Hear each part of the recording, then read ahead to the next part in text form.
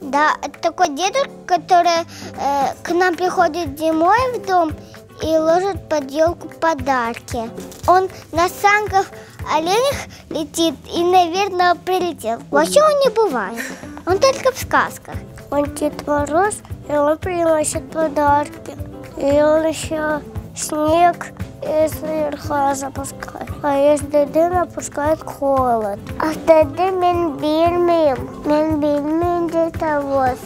Дед Мороз живет в Северном полюсе, и Дед Мороз ложит под елку подарки детям. Да, а я с Деде. Это Дед Мороз, который всем Снегурочкой дает подарки и танцует с детками. Хоровод они вместе делают, кружочек под елочкой.